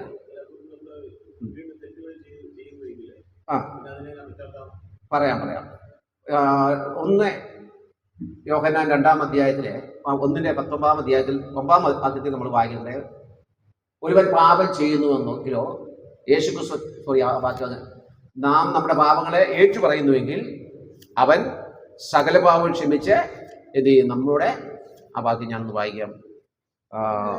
9-ാം വാക്യം 1 യോഹന്നാൻ 1. നമ്മുടെ പാപങ്ങളെ ഏറ്റു പറയുന്നുവെങ്കിൽ അവൻ നമ്മോട് പാപങ്ങളെ ക്ഷമിച്ച് സകല അനീതിയും പോക്കി നമ്മെ ശുദ്ധീകരിക്കാൻ നോക്കണം, വിശ്വസ്തനും നീതിമാനും ആകുന്നു. അപ്പൊ നമ്മുടെ ജീവിതത്തിൽ പാപമുണ്ടാകാം. പക്ഷേ ഒരു ദൈവ പൈതലാണെങ്കിൽ എന്ത് ചെയ്യും? അനുദപിക്കും, ഏറ്റുപറയും, ഉപേക്ഷിക്കും. അപ്പൊ ഒരിക്കലും ഒരാളെ നമുക്ക് ഈ രക്ഷ നഷ്ടപ്പെട്ടില്ല, പക്ഷെ രക്ഷിക്കപ്പെട്ടവരാണോ എന്നുള്ളത് അറിയാൻ സാധിക്കും. ഒരാളെ നിരന്തരമായി പാപത്തിൽ തുടരുന്നുവെങ്കിൽ നമുക്ക് മനസ്സിലാക്കാൻ പറ്റും ആളെ രക്ഷിക്കപ്പെട്ട ആൾ. അത് തന്നെയല്ല, ഞാൻ അവയ്ക്ക് നിത്യജീവൻ കൊടുക്കുന്നു, അവ ഒരു നാളും. ഈ നിത്യജീവൻ എന്ന് പറഞ്ഞാൽ എന്താ? തന്റെ ഏകജാതനായ പുത്രനിൽ വിശ്വസിക്കുന്ന ഏവരും നശിച്ചു പോകാതെ നിത്യജീവൻ പ്രാപിക്കും. 3:16 യോഹന്നാൻ. എന്ത് ബ്രദറെ? 3:16. ഇത് ബ്രദറിനോട് മാത്രമല്ല കേട്ടോ, ഞാൻ ബ്രദറിന് വിളിക്കുമ്പോൾ ഞാൻ ശ്രദ്ധ കിട്ടാൻ വേണ്ടി പറഞ്ഞതാണ്. അപ്പം ഈ നിത്യജീവൻ എന്ന് പറഞ്ഞാൽ എന്താ? അതിൻ്റെ അർത്ഥം എന്താ? നിത്യമായിട്ടുണ്ട്. അത് തന്നെയല്ല, കർത്താവ് പറഞ്ഞ വാക്കുണ്ട് യോഹന്നാൻ സുവിശേഷത്തിലുണ്ട്, അവയെ തന്നിരിക്കുന്ന പിതാവ് എന്നിലും വലിയവനാകുന്നു, അവന്റെ കയ്യിൽ നിന്ന് പിടിച്ചോറിപ്പാൻ. അതെ, ഞാൻ അവനൻ എന്താ ഒരു പാട്ടുണ്ടോ? ഞാൻ അവൻ കയ്യിലുള്ളതാൽ ആരും എനിക്കില്ല ദോഷം ചെയ്യുവാൻ. അപ്പൊ നാം ദൈവത്തിന്റെ കരങ്ങളിലാണ്, ദൈവകരങ്ങളിൽ നമ്മെ സൂക്ഷിക്കുക. അപ്പൊ നമ്മൾ വീഴുന്നെങ്കിൽ, ഞാൻ ചോദിക്കട്ടെ, നമ്മുടെ കുഞ്ഞുങ്ങളെ കൊണ്ട് നമ്മൾ പോകുന്നു, നമ്മൾ കുഞ്ഞുങ്ങളുടെ കൈ പിടിച്ചില്ല. നമ്മൾ സുരക്ഷിതരാണെങ്കിൽ, നമ്മൾ ബലമുള്ളവരാണെങ്കിൽ, നമ്മുടെ പിടി ശരിയാണെങ്കിൽ കുഞ്ഞുങ്ങൾ എന്ത് ചെയ്യില്ല, പക്ഷെ നമ്മുടെ കൈ ചിലപ്പം പിടിവീഴുകാം, പക്ഷെ ആടെ കൈ പിടിവീഴുന്നില്ല. ദൈവത്തിന്റെ കരം ഒരിക്കലും എന്തില്ല, വഴുതി പോവുകയില്ല. ഈ രണ്ട് രക്ഷയുണ്ട്. ഒന്ന് രക്ഷയില്ല, രണ്ട് തിയോളജിയെ കുറിച്ച് പറയാം. ഒന്ന് ക്യാറ്റ് തിയോളജി ഉണ്ട്, ഒന്ന് മങ്കി തിയോളജി ഉണ്ട്. ഈ രക്ഷ നഷ്ടപ്പെട്ടു പോകുമെന്ന് പറയുന്നത് മങ്കി തിയോളജിയാണ്. മങ്കി തിയോളജി പറഞ്ഞാൽ കുരങ്ങ് തിയോളജി, ആ വാക്ക് ഉപയോഗിക്കുന്നത് ശരി, പക്ഷെ മനസ്സിലാക്കാൻ വേണ്ടിയാവും. കുരങ്ങ് തിയോളജി എന്ന് പറഞ്ഞാൽ എന്താണെന്നറിയാമോ? ഈ കുരങ്ങ് കുഞ്ഞിനെ എങ്ങനെയാണ് രക്ഷപ്പെടുത്തുന്നത് അറിയാമോ? കുരങ്ങളെ കണ്ടുണ്ടോ? കുരങ്ങ് തള്ള കുഞ്ഞെങ്ങനെയാണ് രക്ഷപ്പെടുന്നത്? ഒരു ശത്രു വരുമ്പോൾ എന്ത് ചെയ്യണം? തള്ള പോയി കുഞ്ഞുങ്ങളെ പിടിക്കുകയല്ല, കുഞ്ഞ് വന്ന് എന്ത് ചെയ്യും? തള്ളയുടെ വയറിൽ അള്ളി പിടിക്കും. എന്നിട്ട് ആ തള്ള ചാടി എന്ത് ചെയ്യും? മരത്തിലോ കെട്ടിടത്തിലോ. ഈ കുഞ്ഞ് താഴെ പോയാൽ ആരുടെ കുഴപ്പക്കൂടെ കൂടെ തള്ളയുടെ കുഴപ്പക്കൊണ്ടല്ല, കുഞ്ഞിന്റെ കുഴപ്പം. കുഞ്ഞാ പിടിക്കട്ടെ, തള്ളയല്ലേ പിടിച്ചിരിക്കുന്നത്. എന്നാ പൂച്ചയോ? പൂച്ച കുഞ്ഞിനെ പിടിക്കുമ്പോൾ എന്ത് ചെയ്യും? നേരെ എന്ത് ചെയ്യും? കഴുത്തിനെ കൊണ്ട് പിടിക്കും. ഒരു കാരണവശാലും കിട്ടില്ല. അത് പോയാൽ ആടെ കുഴപ്പമാണ്, താഴെ കുഞ്ഞ് പോയാൽ ആടെ കുഴപ്പമാണ്. രക്ഷ ഞാൻ വിശ്വസിക്കുന്നത് ക്യാറ്റ് തിയോളജിയാണ്. എന്റെ പിതാവ് എന്നെ പിടിച്ചിട്ടുണ്ട്. ഇനി ഞാൻ വഴുതി പോയാൽ എന്റെ പിതാവിന്റെ കുഴപ്പമാണ്. ഈ രക്ഷ നഷ്ടപ്പെട്ടു പോകുന്നു പഠിപ്പിക്കുന്ന യഥാർത്ഥത്തിൽ മങ്കി തിയോളജിയാണ് കേട്ടോ. പിന്നെ രക്ഷ നഷ്ടപ്പെട്ടു പോവില്ല, അതുകൊണ്ട് എന്ത് ചെയ്യാം? കള്ളു കുടിച്ചേക്കാം. റൈറ്റ്. യഥാർത്ഥമായി രക്ഷിക്കപ്പെട്ട ദൈവത്തിൽ നിന്നും വീണ്ടെടുത്ത ആ രക്ഷയുടെ ആ അനുഭവം അനുഭവിച്ചറിഞ്ഞ ഒരാൾ എന്ത് ചെയ്യില്ല, മടങ്ങി വരും. എത്രയോ സംഭവങ്ങൾ നമുക്കറിയാം. അപ്പൊ രക്ഷ നഷ്ടപ്പെട്ട് പോവുകയില്ല, അത് ഭദ്രമാണ്. ഓക്കെ.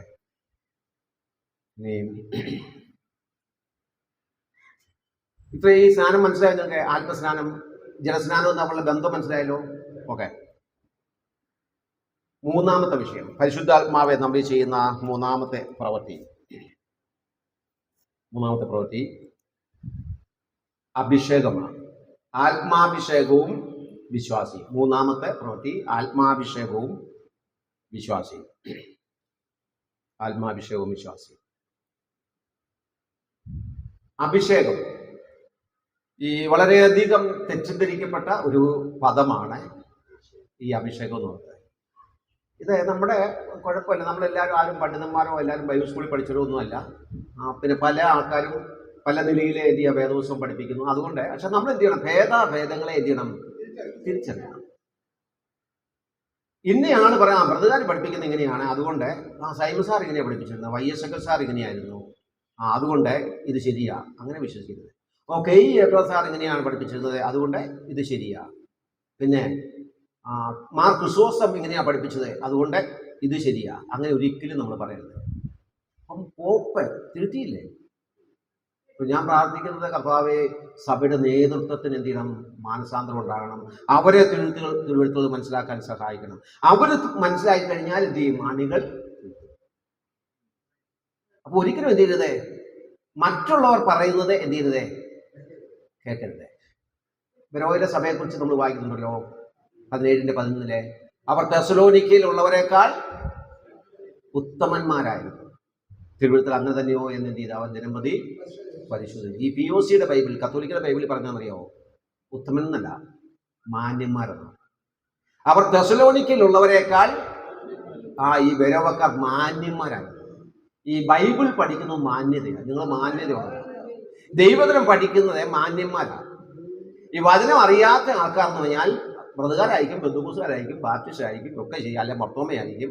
വചനം എന്ത് ചെയ്യണം? പഠിക്കണം. വചനം പഠിക്കണം. അപ്പൊ അത് മാന്യമായ കാര്യം. അപ്പൊ ദൈവവചനത്തിലുണ്ടോ എന്ന് എന്ത് ചെയ്യണം? പരിശോധിക്കണം. ഈ ചെരുപ്പിനനുസരിച്ച് കാല് മുറിക്കരുത്, പിന്നെ കാലിനനുസരിച്ച് എന്ത് ചെയ്യണം? ചെരുപ്പ് മുറിക്കണം. അപ്പൊ നമ്മുടെ ഉപദേശം ഒരിക്കലും ബ്രദർക്കാർ വിശ്വസിക്കുന്നതിനെയാ, മർത്തോമക്കാർ വിശ്വസിക്കുന്നതിനെയാ, പെന്തക്കോസുകാർ വിശ്വസിക്കുന്നതിനെയാ, അതുകൊണ്ട് എൻ്റെ ഉപദേശം ഇത് അങ്ങനെ ചിന്തിക്കരുത്.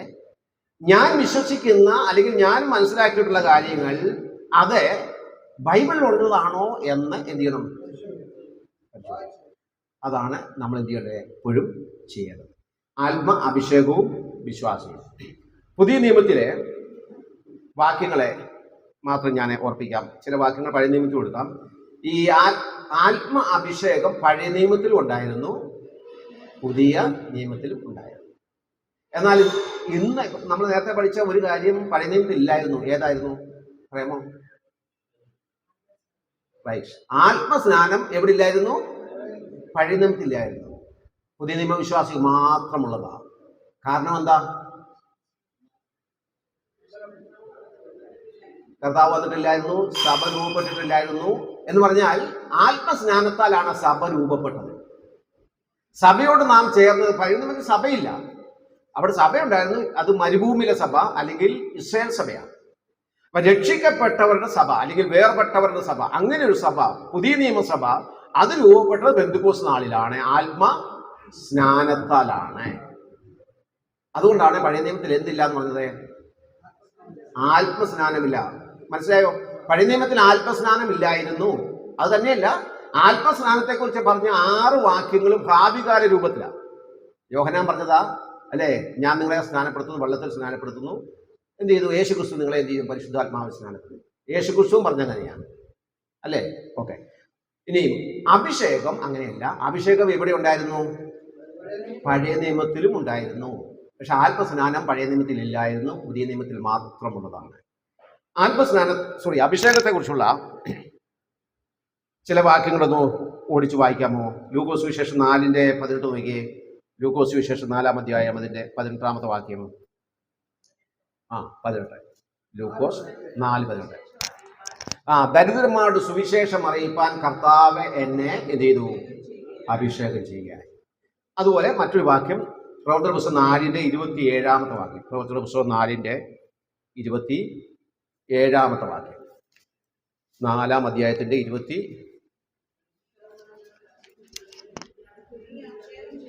നീ അഭിഷേകം ചെയ്ത യേശു. അതേ വാക്യം തന്നെയാണ് 10-ാം അധ്യായത്തിന്റെ 38-ാമത്തെ വാക്യത്തിലും നമ്മൾ വായിക്കുന്നത്. 10:38 വായിക്കണ്ട. അതുപോലെ എബ്രായ ലേഖനം 1:9. 4 വാക്യങ്ങൾ ഞാൻ പറഞ്ഞു. ലൂക്കോസ് 4:18, പിന്നെ പ്രവർത്തന പുസ്തകം 4:27, 10:38, എബ്രായ ലേഖനം 1-ാം അധ്യായം അതിന്റെ 9-ാമത്തെ വാക്യം. ഈ 4 വാക്യങ്ങളും യേശുക്രിസ്തുവിന്റെ അഭിഷേകത്തെ കുറിച്ചാണ് പറഞ്ഞിട്ടുള്ളത്. യേശുക്രിസ്തുവിന്റെ അഭിഷേകം അല്ലെങ്കിൽ യേശുക്രിസ്തു അഭിഷിക്തനാണ് എന്ന നിലയിലുള്ള വാക്യങ്ങളാണ് ഈ 4 വാക്യങ്ങളും. ഇനി നമ്മൾ വായിക്കുന്ന 3 വാക്യങ്ങൾ പുതിയ നിയമവിശ്വാസിയുടെ അഭിഷേകത്തോടെ ഉള്ള ബന്ധത്തിൽ ഉള്ള വാക്യങ്ങളാണ്. അതിൽ 1-ാമത്തെ വാക്യം 2 കൊരിന്ത്യർ 1-ാം അധ്യായം അതിന്റെ 21-ാമത്തെ വാക്യമാണ്. 2 കൊരിന്ത്യർ 1-ാം അധ്യായം 21-ാമത്തെ വാക്യം ഞാൻ വായിക്കാം. ഞങ്ങളെ നിങ്ങളോട് കൂടെ ക്രിസ്തുവിൽ ഉറപ്പിക്കുന്നതും നമ്മെ അഭിഷേകം ചെയ്തതും ദൈവമല്ലോ.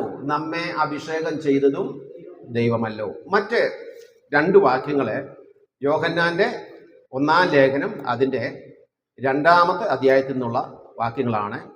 അഭിഷേകത്തെക്കുറിച്ചുള്ള അല്ലെങ്കിൽ പുതിയ നിയമ വിശ്വാസികളുടെ അഭിഷേകത്തെക്കുറിച്ചുള്ള 2 വാക്യങ്ങൾ. ഒന്ന് യോഹന്നാൻ 2-ാം അധ്യായം അതിൻ്റെ 20-ാമത്തെ വാക്യവും 27-ാമത്തെ വാക്യവും. 20-ാമത്തെ വാക്യം ഇങ്ങനെയാണ്: നിങ്ങളോ പരിശുദ്ധനാൽ അഭിഷേകം പ്രാപിച്ച് സകലവും അറിയുന്നു. 27-ാമത്തെ വാക്യം നോക്കിയേ: അവനാൽ പ്രാപിച്ച അഭിഷേകം നിങ്ങളിൽ വസിക്കുന്നു. അപ്പൊ 3 വാക്യങ്ങൾ. 2 കൊരിന്ത്യർ 1-ാം അധ്യായം 21-ാമത്തെ വാക്യം, 1 യോഹന്നാൻ 2-ാം അധ്യായം അതിന്റെ 20-ാമത്തെ വാക്യവും 27-ാമത്തെ വാക്യവും. അപ്പൊ ഈ 3 വാക്യങ്ങൾ പുതിയ നിയമ വിശ്വാസികൾ അവരുടെ അഭിഷേകത്തോടുള്ള ബന്ധത്തിലാണ്, അല്ലെങ്കിൽ പുതിയ നിയമ വിശ്വാസികൾ അഭിഷിക്തരാണെന്നുള്ള ബന്ധത്തിലാണ്. അപ്പൊ 2 കൂട്ടരുടെ അഭിഷേകത്തെ കുറിച്ച് നമ്മൾ ഇവിടെ വായിച്ചു. നമ്മൾ വായിച്ച സുവിശേഷം ലൂക്കോസ് സുവിശേഷം 4:27-ാം വാക്യം, പ്രവർത്തന പുസ്തകത്തിലെ 2 വാക്യങ്ങൾ, എബ്രായ ലേഖനം 1:9. ഈ 4 വാക്യങ്ങൾ ആരുടെ അഭിഷേകമാണ്? യേശു ക്രിസ്തു അഭിഷിക്തനാണ്, അല്ലെങ്കിൽ യേശു ക്രിസ്തു പ്രാപിച്ച അഭിഷേകത്തോടുള്ള ബന്ധത്തിലാണ്. എന്നാൽ അതിനുശേഷം വായിച്ച 3 വാക്യങ്ങൾ 2 കൊരിന്ത്യർ 1:21, യോഹന്നാന്റെ 1-ാം ലേഖനം 2:20-27 വാക്യങ്ങളും ആരുടെ അഭിഷേകത്തോടുള്ള ബന്ധത്തിലാണ്? പുതിയ നിയമ വിശ്വാസികളുടെ അഭിഷേകത്തോടുള്ള ബന്ധത്തിലാണ്. അത് തന്നെയല്ല, നമ്മൾ നേരത്തെ കേട്ടു, പഴയ നിയമത്തിലും എന്തുണ്ടായിരുന്നു? അഭിഷേകം ഉണ്ടായിരുന്നു. പഴയ നിയമത്തിൽ എന്തില്ലായിരുന്നു? ആത്മസ്നാനം ഇല്ലായിരുന്നു. അപ്പൊ എന്തുകൊണ്ട് ആത്മസ്നാനം പഴയ നിയമത്തിൽ ഇല്ലായിരുന്നു? യേശുക്രിസ്തു വന്നില്ല, അത് തന്നെയല്ല, സഭ സ്ഥാപിക്കപ്പെട്ടില്ല. സഭ രൂപപ്പെട്ട പെന്തക്കോസ്ത് നാളിലാണ്.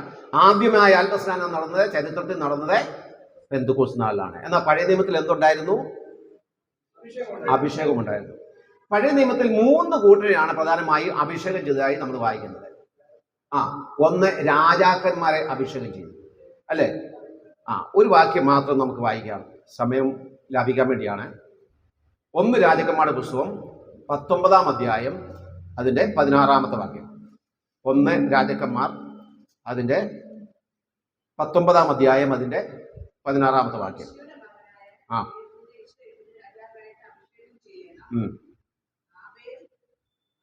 അതെ.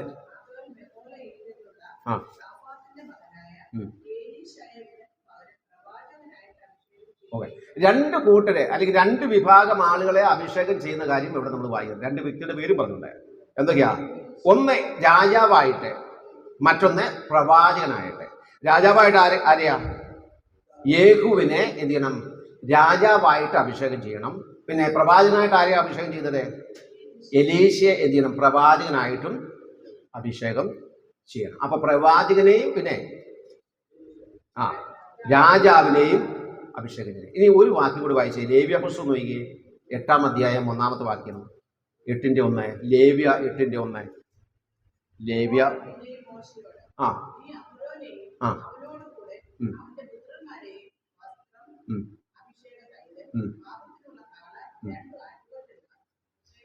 അപ്പൊ ആരാ ഈ ലേവി? ആരാ? അഹരോനും അഹരോന്റെ മക്കളും അവർ ചെയ്തിരുന്ന ശുശ്രൂഷയുടെ പേരെന്താ?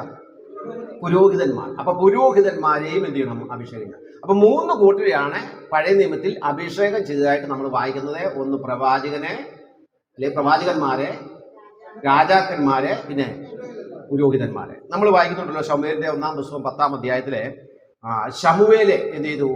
2 പേരെ അഭിഷേകം ചെയ്യുന്നുണ്ട് രാജാവായിട്ടാണ്. ആദ്യം അഭിഷേകം ചെയ്ത ആരെയാ? ശൗലിനെ രാജാവായി. 2ാമത് അഭിഷേകം ചെയ്ത ആരെയാ? ദാവീദിനെ എന്ത് ചെയ്തു? അഭിഷേകം ചെയ്തു.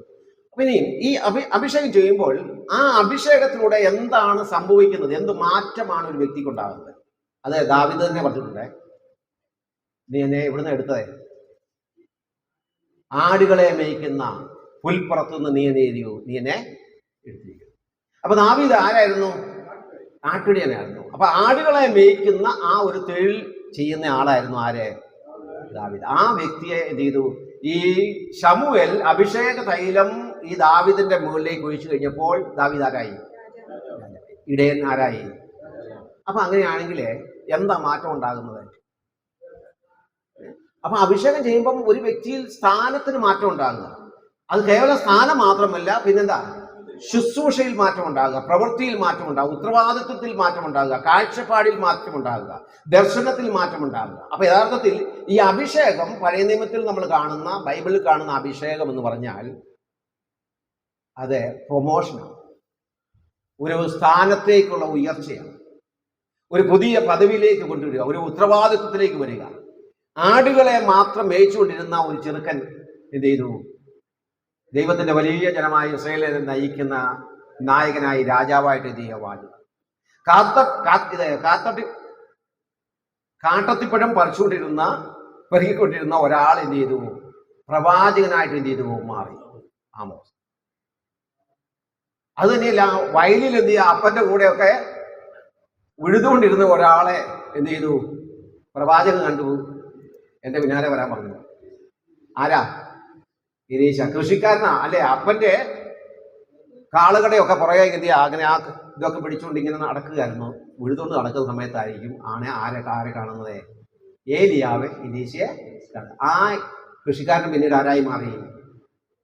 പ്രവാചകനായി മാറി. അപ്പൊ ഇത് അഭിഷേക തൈലം ഒഴിച്ചാണ് അദ്ദേഹത്തെ ഈ സ്ഥാനത്തേക്ക് ഉയർത്തുന്നത്. അപ്പൊ അഭിഷേകം എന്ന വാക്കിന്റെ അർത്ഥം എന്താ? പ്രൊമോഷൻ, സ്ഥാനക്കയറ്റമാണ്. കർത്താവിനെ കുറിച്ച് നമ്മൾ വായിച്ചല്ലോ, ലൂക്കോസ് സുവിശേഷം 4:18. എന്താ വായിച്ചത്? ദരിദ്രന്മാരോട് സുവിശേഷം അറിയിപ്പാൻ കർത്താവ് എന്നെ എന്ത് ചെയ്തു? അഭിഷേകം ചെയ്തു. അപ്പൊ ആ അഭിഷേകം എന്ന് പറയുന്നത് സ്ഥാനക്കയറ്റമാണ്. രാജാവായിട്ട്, പ്രവാചകനായിട്ട്, പുരോഹിതനായിട്ട് എന്ത് ചെയ്യുക, പഴയ നിയമത്തിൽ അഭിഷേകം ചെയ്തു. ഇനി നമുക്കൊരു വാക്യം ഇതോടുള്ള ബന്ധത്തിൽ വായിക്കാം. 1 പത്രോസ് 2-ാം അധ്യായം 9-ാമത്തെ വാക്യം നോക്കിയേ. 1 പത്രോസ് 2-ന്റെ 9-ാമത്തെ വാക്യം. അവിടെ നാം ഇങ്ങനെയാണ് വായിക്കുന്നത്: നിങ്ങളോ അന്ധകാരത്തു നിന്നും തൻ്റെ അത്ഭുത പ്രകാശത്തിലേക്ക് നിങ്ങളെ വിളിച്ചവൻ്റെ സൽഗുണങ്ങളെ ഘോഷിപ്പാൻ തൊക്കണം തിരഞ്ഞെടുക്കപ്പെട്ട ഒരു ജാതിയും രാജകീയ പുരോഹിത വർഗവുമാവുന്നു. താഴോട്ട് വായിക്കുമ്പോഴേ അവിടെ നമുക്കുണ്ടായ മാറ്റങ്ങളെക്കുറിച്ച് വായിക്കുന്നുണ്ട്. മുമ്പേ നിങ്ങളെ ഇരുളായിരുന്നു, മുമ്പേ നിങ്ങൾ കർണ ലഭിക്കാത്തവരായിരുന്നു. അപ്പൊ ജീവിതത്തിൽ ദൈവം നമ്മെ ഒരു പുതിയ സ്ഥാനത്തേക്ക്, ഒരു ശുശ്രൂഷയിലേക്ക്, ഒരു ചുമതലയിലേക്ക്, പദവിയിലേക്ക് ഉയർത്തുന്ന ആ ഒരു ശുശ്രൂഷയാണ് യഥാർത്ഥത്തിൽ എന്ത്? അഭിഷേകം എന്നുള്ളത്. പഴയ നിയമത്തിലെ അഭിഷേകം സ്ഥാനക്കയറ്റമായിരുന്നു എങ്കിൽ പുതിയ നിയമത്തിലെ അഭിഷേകം എന്ത് തന്നെയാണ്? സ്ഥാനക്കയറ്റം തന്നെയാണ്. നമുക്ക് എന്താണ് ഇതിലൂടെ സംഭവിച്ചത്? നമുക്ക് ഒരു പുതിയ സ്ഥാനത്തിലേക്ക്, ഒരു പുതിയ പദവിയിലേക്ക്, പുതിയൊരു ഉത്തരവാദിത്വത്തിലേക്ക്, പുതിയൊരു ശുശ്രൂഷയിലേക്ക് എന്ത് ചെയ്യുക, ഒരു പുതിയ മേഖലയിലേക്ക് എന്ത് ചെയ്യുക, ദൈവം നാം രക്ഷിക്കപ്പെട്ട് വരുമ്പോൾ നാം ഒരു മാറ്റത്തിലേക്ക് എന്ത് ചെയ്യുക, നമ്മളെ കൊണ്ടുവരികയാണ് ചെയ്യുന്നത്. ഇതാണ് യഥാർത്ഥത്തിൽ അഭിഷേകം എന്ന് പറയുന്നത്. അതിന് സഹായമായ ചില കാര്യങ്ങൾ. ഈ അഭിഷേകം ചെയ്യപ്പെട്ട് കഴിയുമ്പോൾ നമ്മിൽ ഉണ്ടാകുന്ന ഉത്തരവാദിത്വത്തിലെ മാറ്റങ്ങൾ എന്താണ്? ഞാൻ 1-2 വാക്യങ്ങൾ ഓർപ്പിക്കാം. ഒന്ന് വായിച്ചേ. 1 യോഹന്നാൻ നമ്മൾ വായിച്ച അഭിഷേകത്തെക്കുറിച്ച് വായിച്ച വാക്യം തന്നെയാണ്. അഭിഷേകത്തെക്കുറിച്ച്, പുതിയ നിയമ വിശ്വാസിന്റെ അഭിഷേകത്തെക്കുറിച്ച് 3 വാക്യമുണ്ട്. ഏതൊക്കെ ആ വാക്യങ്ങൾ ഓർമ്മയുണ്ടോ? പുതിയ നിയമ വിശ്വാസിയെക്കുറിച്ച് 3 വാക്യങ്ങൾ. 1-2 കൊരിന്ത്യർ 1-21, പിന്നെ 1 യോഹന്നാൻ 2-20ഉം 27ഉം വാക്യങ്ങൾ. ഓക്കെ, അത് എപ്പോഴും ഓർമ്മയാണ്. അതിൽ യോഹന്നാന്റെ ലേഖനത്തിലെ ആ വാക്യം നോക്കാം.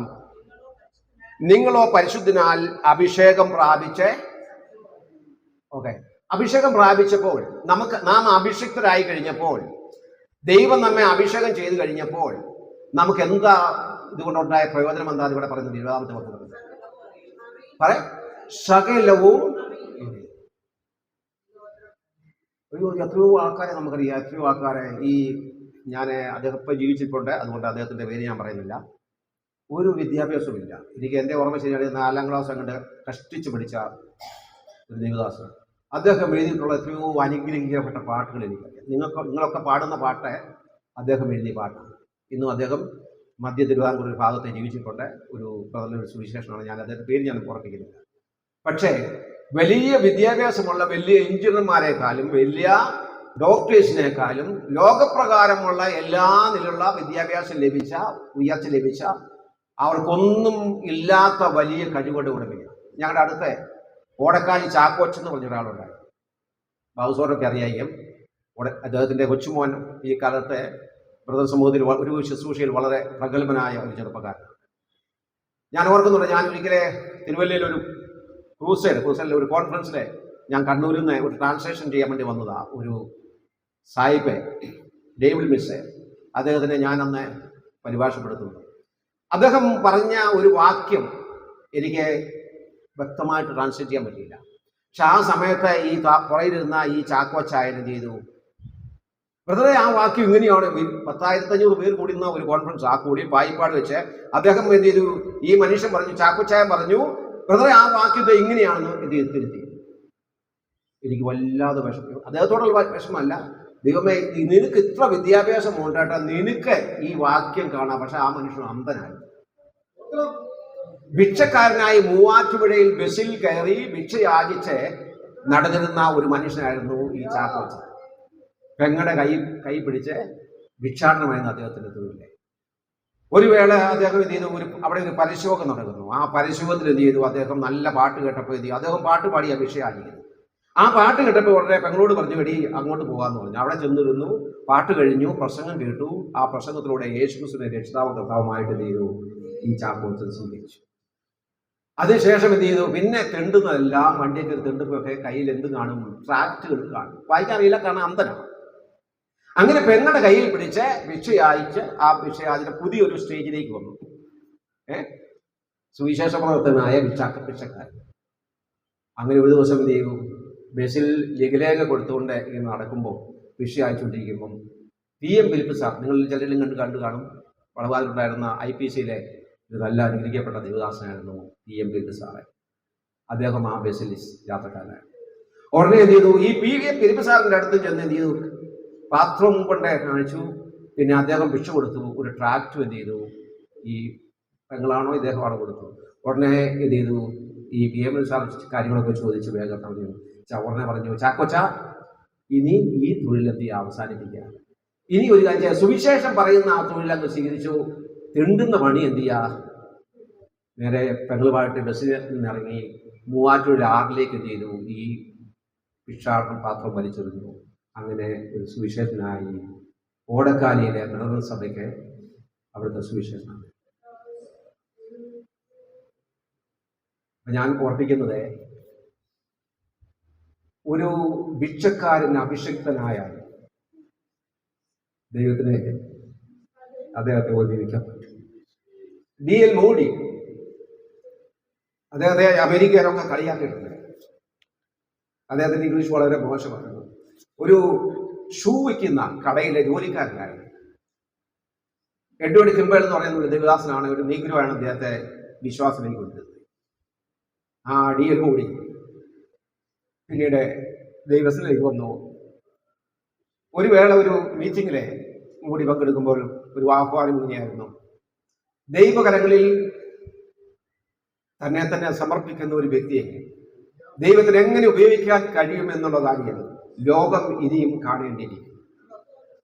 ഈ വിദ്യാഭ്യാസമില്ലാത്ത, വലിയ യോഗ്യതയില്ലാത്ത, വലിയ ഇംഗ്ലീഷ് ജ്ഞാനമൊന്നും ഇല്ലാത്ത ഈ മോഡി എന്ത് ചെയ്തു, അവിടെ മുട്ടുകുത്തി പ്രാർത്ഥിച്ചു, തന്നെ ദൈവകരങ്ങളിലേക്ക് സമർപ്പിച്ചു. ആ ദൈവദാസനെ ഉപയോഗിച്ചുകൊണ്ട് ദൈവം എത്ര വലിയ കാര്യങ്ങൾ ഇരിക്കുന്ന ഓരോ പുസ്തകങ്ങൾ സ്നേഹിക്കുന്ന സഹോദരന്മാരെ ഞാൻ പറയാം, നിങ്ങളുടെ എല്ലാം ലൈബ്രറിയിൽ D.L. മോഡിയുടെ പ്രസംഗങ്ങളുണ്ട്, അല്ലെങ്കിൽ പുസ്തകങ്ങളുണ്ട്. ചിക്കാഗോയിൽ ചെന്നാൽ മോഡി ബൈബിൾ ഇൻസ്റ്റിറ്റ്യൂട്ട് നമുക്ക് കാണാൻ സാധിക്കും. ബ്രദർ സമൂഹത്തിൽ അറിയപ്പെടുന്ന സാജൻ ബ്രദറെ ഈ മോഡി ബൈബിൾ ഇൻസ്റ്റിറ്റ്യൂട്ടിലെ ഒരു അധ്യാപകനാണ്. എത്രയോ ആയിരക്കണക്കിന് മലയാളികൾ, ഇന്ത്യക്കാർ ഈ D.L. മോഡി എന്ന് പറയുന്ന വലിയ വിദ്യാഭ്യാസം ഒന്നുമില്ലാത്ത ഒരു അസാധാരണനായ ഒരു മനുഷ്യന്റെ ആ വീക്ഷണത്താൽ, അല്ല ദൈവം നൽകിയ ദർശനത്താൽ സ്ഥാപിക്കപ്പെട്ട ആ വലിയ സ്ഥാപനത്തിൽ പഠിച്ചറിയും. നമ്മൾ ഇവിടെ വായിച്ചതാണ്, അഭിഷേകത്താൽ എന്ത് ചെയ്തു, അവനാൽ പ്രാപിച്ച അഭിഷേകം നിങ്ങളിൽ ഇരിക്കുന്നു. പിന്നെ അവിടെ പറയാണ്, നിങ്ങളോ പരിശുദ്ധനാൽ, 20-ാം വാക്യം, നിങ്ങളോ പരിശുദ്ധനാൽ അഭിഷേകം പ്രാപിച്ചു സകലവും അറിയുന്നു. അപ്പൊ ഈ അറിവ് നമുക്ക് നൽകുന്നത് എങ്ങനെയാ? അഭിഷേകത്താൽ, ദൈവത്തിന്റെ പരിശുദ്ധാത്മാവിന്റെ ജ്ഞാനത്താലാണ് നമുക്ക് ഈ അറിവ് ലഭ്യമാകുന്നത്.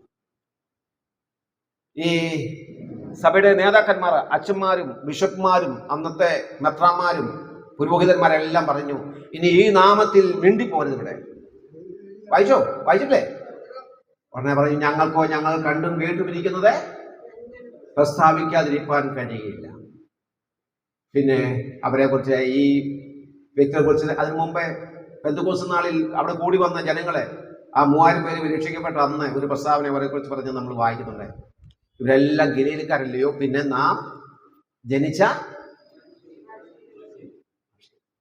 പഠിപ്പില്ലാത്തൊരു, ഒരു പ്രയോഗം അവിടെ പറയും, പഠിപ്പില്ലാത്തതും സാമാന്യരും, വലിയ വിദ്യാഭ്യാസം ഒന്നും ഇല്ലാത്ത ആൾക്കാരാണ്.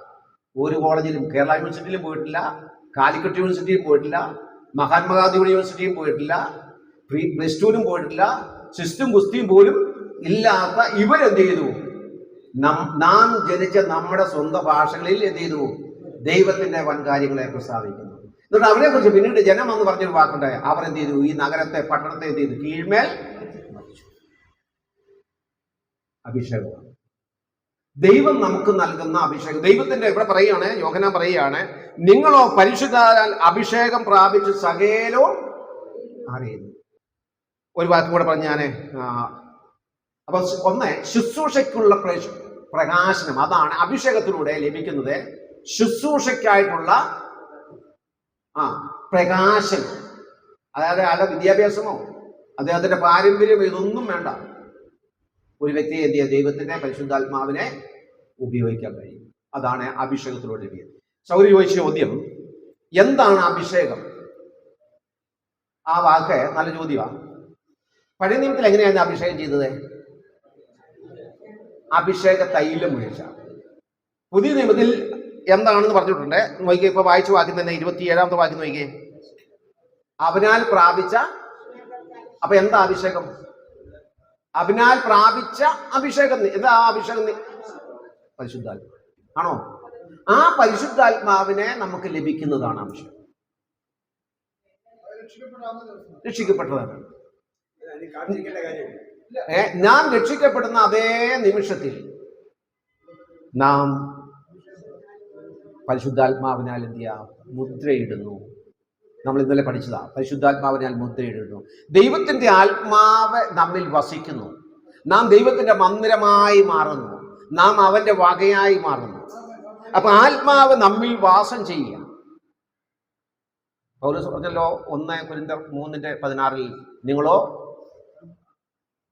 ദൈവത്തിന്റെ ദാനമായി പരിശുദ്ധാത്മാവിന്റെ മന്ദിരമാകുന്നു. അപ്പൊ പരിശുദ്ധാത്മാവിന്റെ മന്ദിരമായി നമ്മൾ മാറിയത് എപ്പോഴാ? സ്നാനപ്പെട്ടപ്പോഴല്ല, നാം രക്ഷിക്കപ്പെട്ടപ്പോഴാണ്. നാം ദൈവമയനായപ്പോഴാണ്, ദൈവ പൈതലായപ്പോഴാണ്. നാം രക്ഷിക്കപ്പെടുന്ന ആ നിമിഷത്തിൽ കർത്താവ് നമ്മിൽ വാസം ചെയ്യുന്നു. പിതാവ് നമ്മിൽ, ത്രിയേക ദൈവം നമ്മിൽ നിന്ന് വസിക്കുന്നു. നമ്മുടെ ജീവിതത്തിൽ ആത്മാവില്ലാത്ത ഏതെങ്കിലും ഒരു സമയമുണ്ടെങ്കിൽ ആ സമയത്ത് നമ്മൾ ആരല്ല? പറയാ ആരല്ല? ദൈവ മകനല്ല, ദൈവമകളല്ല. കാരണം അവിടെ നമ്മൾ വായിച്ചു റോമർ 8:9 ക്രിസ്തുവിന്റെ ആത്മാവ് ഇല്ലാത്തവൻ അവനെ ഉള്ളവൻ അല്ല. ഞാൻ ചോദിക്കട്ടെ, അപ്പന്റെ നമ്മളെ പറയുന്ന ഈ ചില വീട്ടിലൊക്കെ മക്കളൊക്കെ പ്രശ്നം ഉണ്ടായി കഴിയുമ്പോൾ ചില അമ്മയെ പറയും, നീ ഇന്ന് നീ എൻ്റെ ആരല്ല? മകനല്ല, മകളല്ല. ആകാതിരിക്കോ? അറുത്ത് മുറിച്ച് മാറ്റിയാലും ആ ബന്ധം എന്ത് ചെയ്യില്ല? മാറില്ല. ചോദിച്ചു.